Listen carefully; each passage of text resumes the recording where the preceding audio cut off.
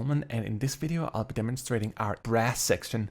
The brass section contains over 60 brasses. We have 15 bassos, 15 bass trombones, 30 French horns and 10 trumpets, so it's a massive sounding section. The low notes are surreal and the high notes will cut through anything. Let me start out here by playing the short notes. In this video, obviously, I'll be covering the short notes, the long notes, and all the effects. But let's just kick it off here with the staccato notes. I'm going to do one thing before we get started. If you look at this field, our mixer page, up here, you're going to see it says stereo field. If you want to expand the stereo field, you can click this knob up here.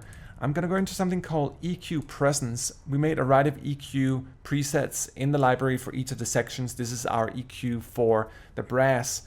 I'll try to play a little bit and then I'm going to turn up the EQ presence while I play so you can hear the difference. I personally prefer it somewhat in between. Down here at this low setting, it's essentially like the orchestra was recorded. But once you get up here, you're going to start hearing a little more cut through in the mix.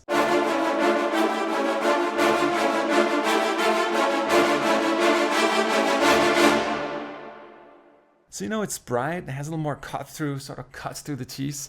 Let me just try to improvise something different here.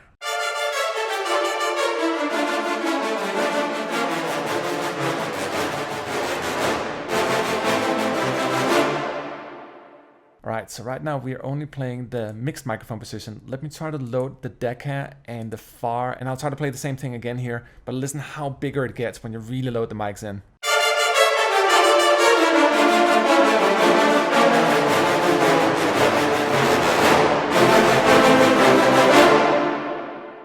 So the regular staccato is great for those sort of longer staccato type of notes, but we also have a staccatissimo here. It's one of my favorite patches. You can play really fast. We developed some new sample techniques that really allows you to play fast, even though it's a very large ensemble, but get that tightness in the mix.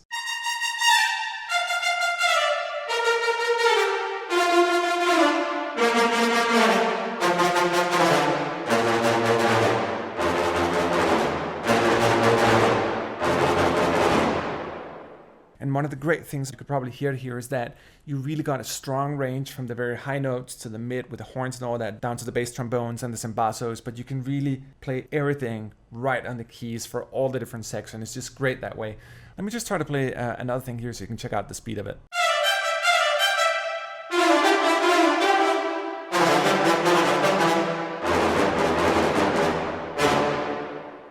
And of course, when you have a 60-piece brass ensemble, you need some awesome maccatos. Let's check them out.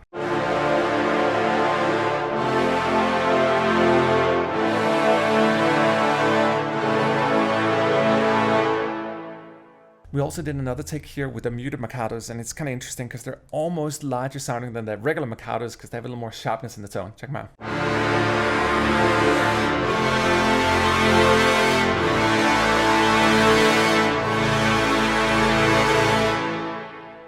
And again, if you really want a super beefy mix, what I recommend is to take the mixed microphone, the Decca, the Far, and then just bombard them all together in a lovely mix.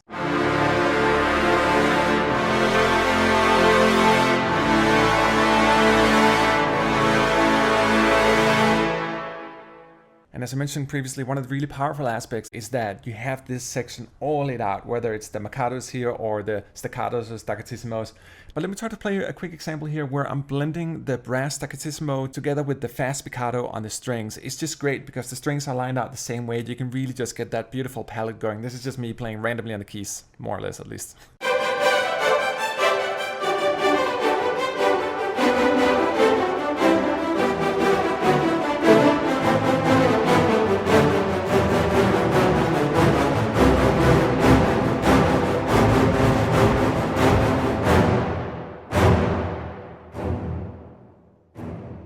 Alright, next up here is our sustains. Just as well as with the short notes, we really went big on the sustains. We did regular sustains, we did power sustains, which are a little more oomphy.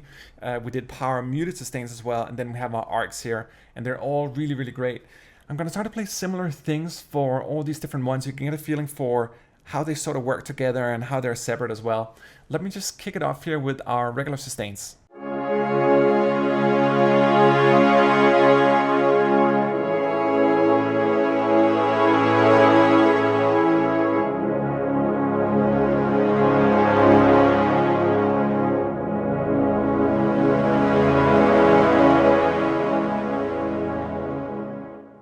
So, you know, they have a somewhat soft quality to them, almost choral in a way, even though it's way too big to be a choral ensemble. Let me try to play the power sustains here so you can compare it a little more.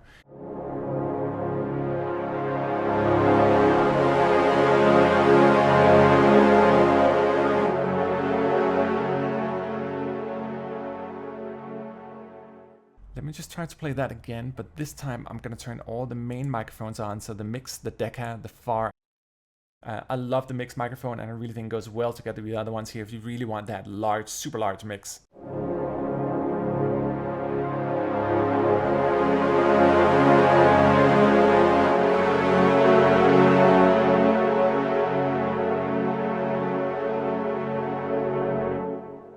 Aren't they gorgeous? There's just such a volume in the bottom, like such a smooth fattiness down there, like fatty tuna.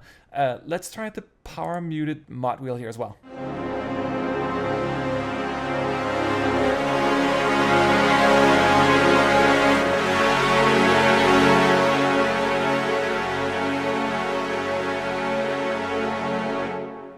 So hopefully that gives you something to play with in the realm of sustained samples.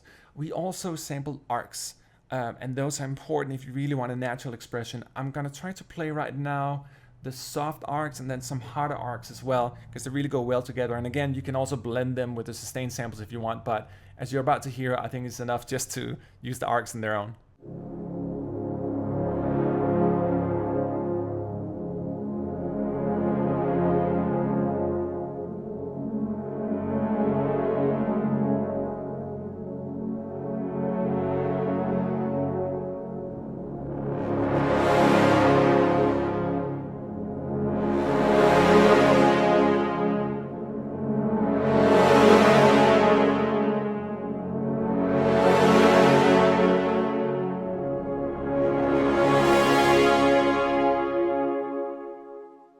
You know, sometimes you just strike pure sonic gold.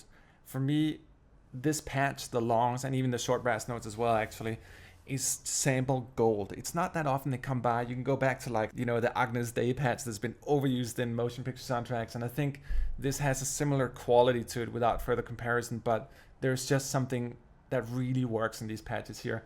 One of the unique parts is that it also contains a variety of effects. For the brasses, we have a fairly elaborate section actually of swoops and rips, bends and savage hits and savage phrases. And let me just try it. I'll just demonstrate all of them. You can do some really interesting things by combining them.